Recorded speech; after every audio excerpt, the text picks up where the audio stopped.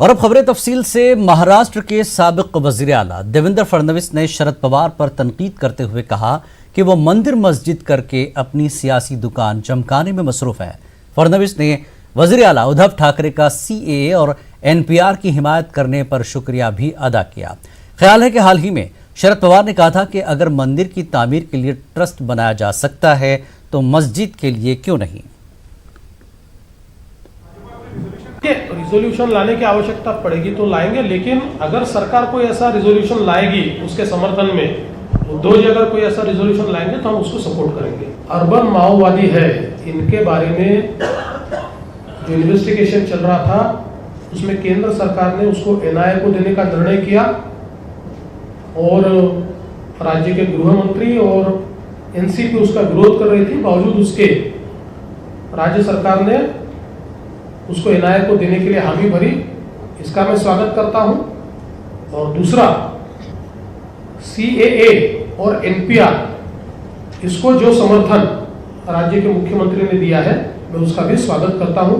अब पवार साहब ने जो स्टेटमेंट किया, मूल रूप से सुप्रीम कोर्ट ने क्या कहा, ट्रस्ट बनना चाहिए राम मंदिर के लिए। सरकार ने राम मंदिर का ट्रस्ट बनाया, जमीन किसको देनी है, सुन्नी वक्फ बोर्ड को देनी है। पवार साहब जो कहते हैं कि ट्रस्ट क्यों नहीं बनाया, तो शायद मैं ऐसा मानता हूं कि पवार साहब इस बात को भूल गए, कोई जानकारी नहीं, ऐसा तो मैं कह ही नहीं सकता, सारी जानकारी उनके पास होती है।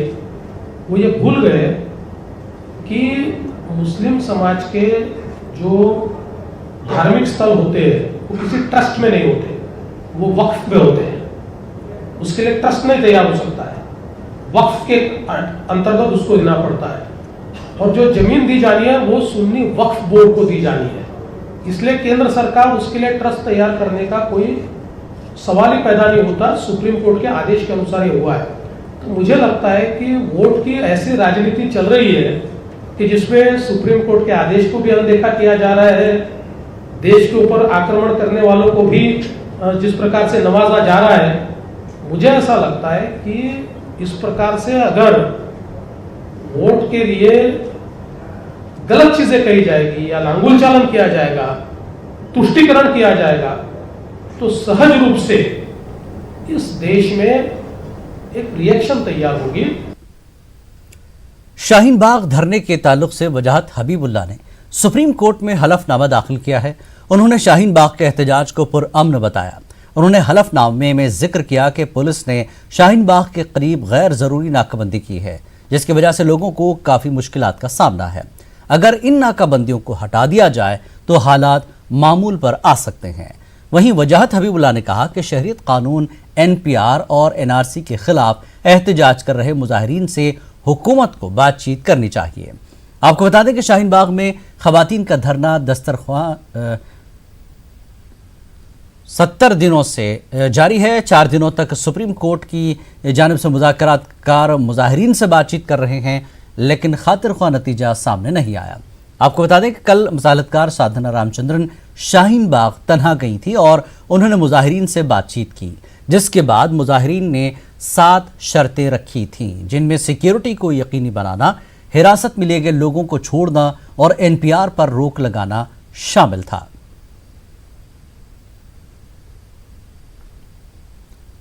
सीएए, एनआरसी और एनपीआर के खिलाफ अब दिल्ली के जाफराबाद शाहीन बाग में तब्दील होता दिखाई दे रहा है।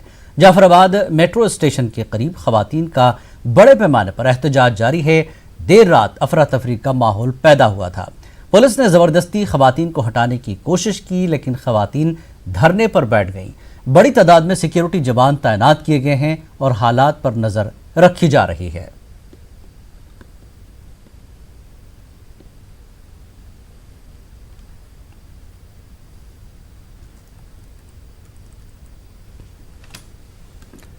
पीएम मोदी ने आज मन की बात की। मन की बात का 62वां एडिशन था। उन्होंने अपने मन की बात में कई मसाइल का तस्करा किया। खास तौर पर उन्होंने लद्दाख का जिक्र किया। उन्होंने कहा कि लद्दाख एयरपोर्ट से AN-32 तैयारी की उड़ान एक तारीखी हैसियत की हामिल है, जिसके लिए उन्होंने साइंसदानों का शुक्रिया अदा किया। 31 जनवरी 2020 को लद्दाख की खूबसूरत वादियां एक ऐतिहासिक घटना की गवाह बनी। लेह के कुशोक बकुला रिम्पोचे एयरपोर्ट से भारतीय वायुसेना के AN-32 विमान ने जब उड़ान भरी तो एक नया इतिहास बन गया। इस उड़ान में 10% इंडियन बायोजेट फ्यूल का मिश्रण किया गया था। ऐसा पहली बार हुआ जब दोनों इंजनों में इस मिश्रण का इस्तेमाल किया गया। यही नहीं, लेह के जिस हवाई अड्डे पर इस विमान ने उड़ान भरी वह न केवल भारत में बल्कि दुनिया में सबसे ऊंचाई पर स्थित एयरपोर्ट में से एक है। खास बात यह है कि बायोजेट फ्यूल को non edible T born oil से तैयार किया गया है। इसे भारत के विभिन्न आदिवासी इलाकों से खरीदा जाता है। इन प्रयासों से न केवल कार्बन के उत्सर्जन में भी कमी आएगी बल्कि कच्चे तेल के आयात पर भी भारत की निर्भरता कम हो सकती है। मैं इस बड़े कार्य में जुटे सभी लोगों को बधाई देता हूं, विशेष रूप से CSIR, Indian institute of petroleum Dehradun के वैज्ञानिकों को, जिन्होंने बायोफ्यूल से विमान उड़ाने की तकनीक को संभव कर दिया। उनका ये प्रयास मेक इन इंडिया को भी सशक्त करता है। कठुआ के सब डिवीजन बिलावर में कल एक दर्दनाक सड़क हादसा पेश आया। इस हादसे में 9 अफराद हलाक हुए हैं। हादसे में 5 अफराद जख्मी भी हुए हैं। तफसीलात के मुताबिक एक टाटा सोमो बिलावर से मल्हार जा रही थी। वो लटाड़ू के मकाम पर गहरी खाई में गिर गई। जख्मियों को बिलावर अस्पताल में भर्ती कराया गया था। बाद में जख्मियों को GMC जम्मू रेफर किया गया। पुलिस ने मामला दर्ज करके तहकीकात शुरू कर दी है।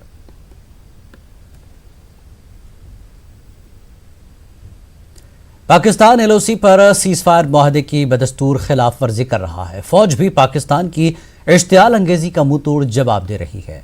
DGP दिलबाग सिंह का कहना है कि जंग बंदी मुआहदे की खिलाफ वर्जी करते हुए पाकिस्तान दरअंदाजों को रवाना करने की फिराक में है। ताहम LOC पर फौज पूरी तरह चौकस है और पड़ोसी मुल्क की किसी भी साजिश को नाकाम बना रही है। देखिए, सीज फायर वायलेशन जो पाकिस्तान की तरफ से बहुत बड़ी तादाद में हो रही हैं, पहले सालों के मुकाबले में बहुत ज़्यादा सीज फायर वायलेशंस हो रही हैं। इसमें उनकी मसलसल ये कोशिश है कि वहाँ पर जो ट्रेंड टेररिस्ट हैं उनकी तरफ से खासतौर पर जैश-ए-मोहम्मद और लश्कर तौबा के जो ज़्यादातर पाकिस्तान ओरिजिन के टेररिस्ट हैं उनको इधर पोषण किया करें।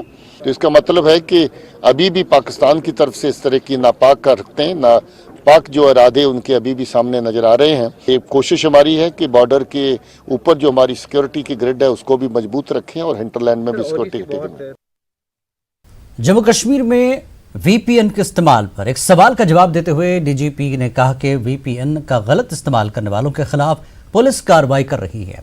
उन्होंने कहा कि VPN इस्तेमाल करने वालों पर नजर रखी जा रही है। दिलबाग सिंह ने कहा कि अफवाहें और तशद्दुद फैलाने वालों से सख्ती के साथ निपटा जाएगा।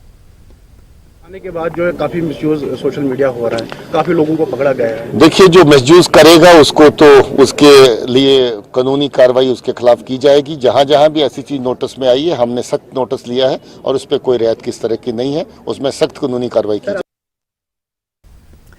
कानपुर में 20 दिसंबर 2019 का दिन जब मुल्क भर में CAA और NRC के खिलाफ मुजाहरे चल रहे थे तो कानपुर में भी जुमे के दिन मुजाहरा हो रहा था। लेकिन यहां हुआ बाबूपुरवा तशद्दुद में 3 लोगों की मौत हो गई, मुतादिद जख्मी भी हुए थे। तो पेश है कानपुर से संदीप सविता की ये रिपोर्ट।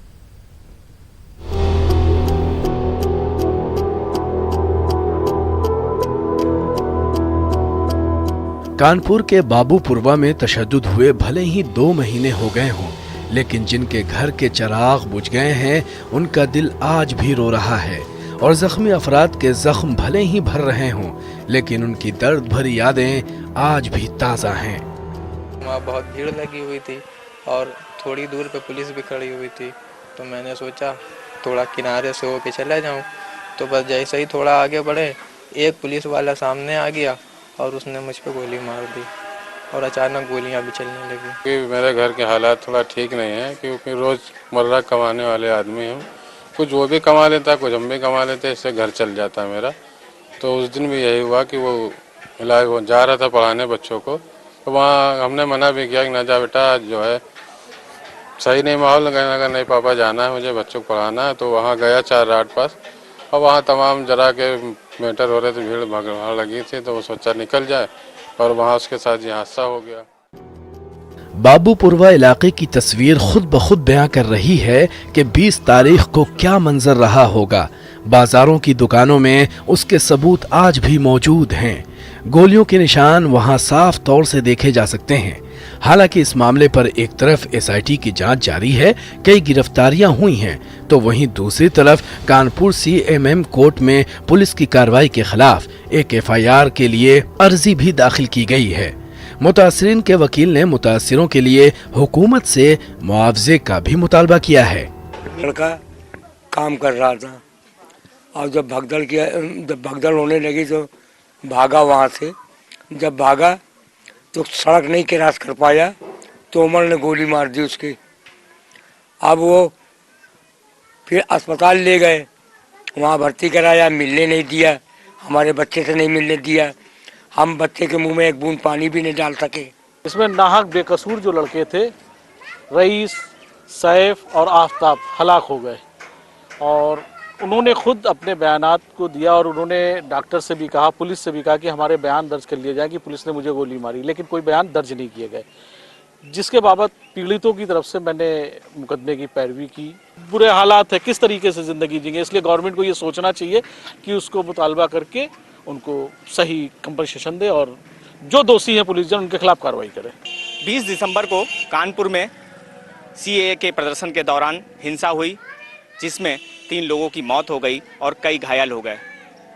लेकिन इस पूरे मामले को 2 महीने बीत गए हैं। कुछ लोग शायद भूल गए होंगे, लेकिन बाबूपुरवा के वो लोग जो इसमें पीड़ित हुए, जिनके परिवार के लोग अब नहीं रहे और जो घायल हैं, वो ये दिन शायद कभी नहीं भूल पाएंगे और आज भी इंसाफ के लिए अपनी लड़ाई लड़ रहे हैं। कानपुर से संदीप सविता, न्यूज़ 18 उर्दू। अजमेर में हज़रत ख्वाजा मोइनुद्दीन चिश्ती दरगाह पर मुल्क और बैरून ममालिक से अकीदतमंद हाज़िरी देते हैं और पहुँचते हैं और दुआ करते हैं। गुजरात से आए अकीदतमंद सलीम ने हज़रत ख्वाजा मोइनुद्दीन चिश्ती की दरगाह पर सीएए जैसे कानून के ख़त्म होने के लिए अर्जी लगाई और दुआ की। सलीम को यकीन है कि जल्द ही सीएए और एनआरसी से मुल्क को निजात मिल जाएगी। जो मुल्क में ये चल रहा है एनआरसी और सीएए, उसके खिलाफ जो भी साजिशें हो रही हैं गवर्नमेंट की तरफ से और दूसरे कौमों की तरफ से, तो इंशाअल्लाह हमने वही लिखा है कि हमारे जो मुसलमानों पे एनआरसी और सीएए के बारे में जो गुस्ताखियाँ हो रही है वो उससे हमें निजात दिलाए। और बेशक पूरा हमें भरोसा है कि हमें हमारे ख्वाजा गरीब नवाज है, जो गरीबों के नवाज हैं, वो हमारी ज़रूर इंशाल्लाह मदद करेंगे। ख्वाजा साहब के दरबार में जो लोग हाजिर नहीं हो सकते, वो अपनी तरफ से अर्जियाँ गरीब नवाज के बारगाह में भेजते हैं और जो लोग यहाँ पर मौजूद होते हैं वो अपनी तरफ से अर्जियाँ दरबार में आके खुद बांधते हैं। तो ये उनकी एक अकीदत है, गरीब नवाज के दरबार में यहाँ पर हम अर्जियाँ बांधें, यहाँ पर धागा बांधें और ख्वाजा साहब को यहाँ पर एक अपनी सुनवाई की इल्तिजा लगा दें। खबरनामे में एक बार फिर आपका खैर मकदम है। अमेरिकी सदर डोनाल्ड ट्रंप कल हिंदुस्तान दौरे पर आ रहे हैं। अहमदाबाद में तैयारियां जोरों पर हैं। ट्रंप की आमद को लेकर आवाम में भी काफ़ी जोशो खरोश देखा जा रहा है। नमस्ते ट्रंप में शिरकत करने के लिए अमेरिका से भी कई लोग अहमदाबाद पहुंचे हैं।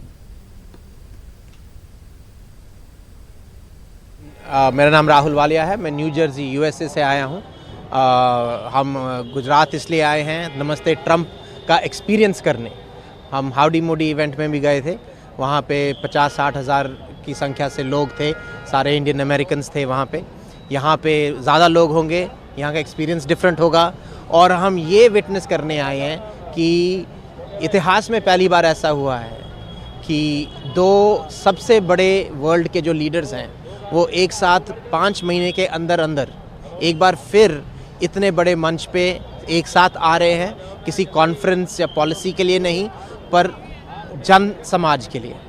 अमेरिका में वाशिंगटन डीसी में आया हूँ और मैं ये प्रोग्राम में बहुत एक्साइटेड हूँ क्योंकि सबसे पुराना लोकतंत्र और सबसे बड़ा लोकतंत्र के सामने ये देख रहा है कि ये बहुत बड़ा प्रोग्राम है और ये प्रोग्राम सिर्फ प्रोग्राम के लिए नहीं है, लेकिन ये प्रोग्राम तो दोनों नागरिकों, दोनों देश का संबंध बढ़ाने के लिए है। अमेरिकी सदर डोनाल्ड ट्रंप की आमद से एक रोज कबल मोटेरा स्टेडियम के पास आरजी तौर पर तामीर किया गया वीवीआईपी गेट तेज हवा के सबब अचानक गिर पड़ा। बताया जा रहा है कि इस गेट से पीएम मोदी और डोनाल्ड ट्रंप गुजरने वाले थे। गेट के अचानक गिरने से इंतजामिया की तैयारियों पर सवाल उठ खड़े हुए हैं।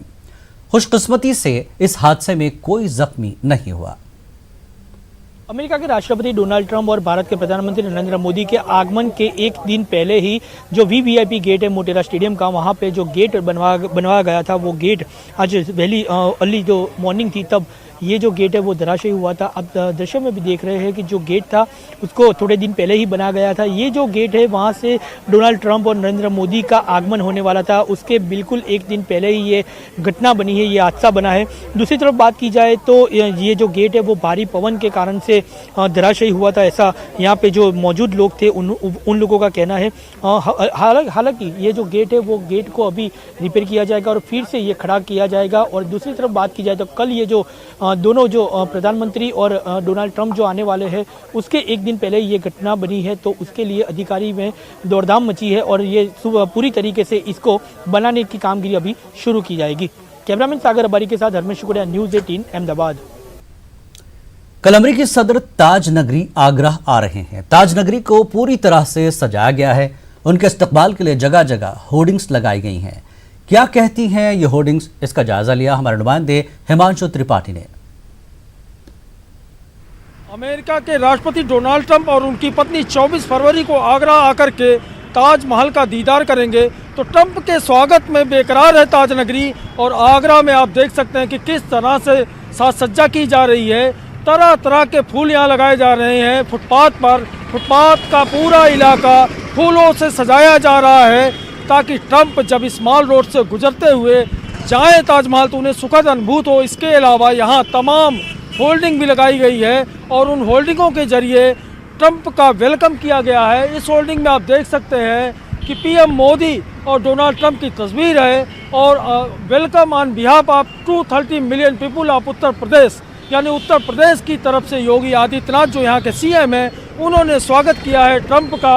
और इसके अलावा आप दूसरी होल्डिंग में देख सकते हैं कि उस होल्डिंग में ट्रंप और ट्रंप की पत्नी नज़र आ रही हैं। यहाँ इस होल्डिंग में आगरा की तरफ से प्यार के साथ, मोहब्बत के साथ आगरा की तरफ से ट्रंप का स्वागत किया गया है।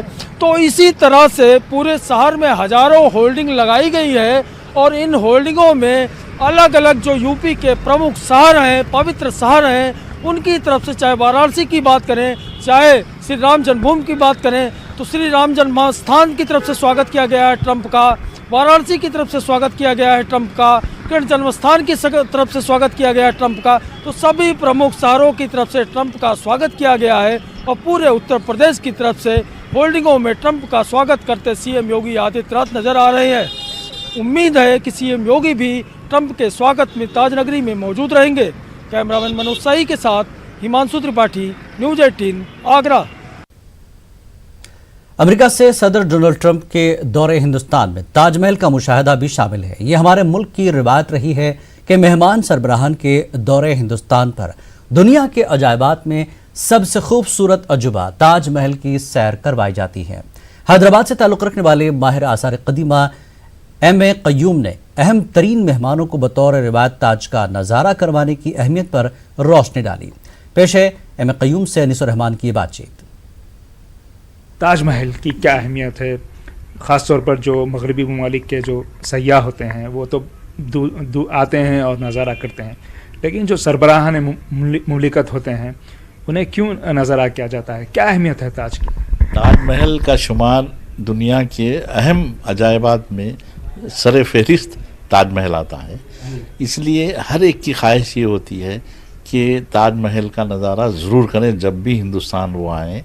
और बाज़ लोग तो सिर्फ ताजमहल देखने भी हिंदुस्तान आते हैं। तो ये ताज की अहमियत है कि इसको किसी भी जाविये से देखें, आप कहीं से भी देखें, चाहे नदी के उस पार इस पार, बाग और दूर दूर से, तो ये हर एंगल में खूबसूरत नज़र आता है। तो इस तरह का की जो यादगार है, मॉन्यूमेंट है, ये शायद ही कहीं दुनिया में बनी है। एक ख़ास बात यह है कि ताजमहल को उसी हालत में हम देख सकते हैं जो शाहजहां के दौर में गालिबन रहा होगा। ये जो प्लानिंग है मुग़लों के दौर की वो बड़ी नायाब है और शाज़ो नादिर आपको कहीं नजर आए। तो तकरीबन 42 एकड़ पर ताजमहल है, तो वहाँ पर उसका जो प्रोजेक्शन करें हम नदी के पैरेलल, तो क़िबला रुख मक्के मुअज़्ज़मा का रुख जो है वहाँ मिलता है और नदी में ताज का पूरा अक्स नज़र आता। अगर उसको हम हटा दें तो क़िबला ख़त्म नहीं हो, दूर हो जाएगा मस्जिद का, और या फिर अक्स ख़त्म हो जाएगा।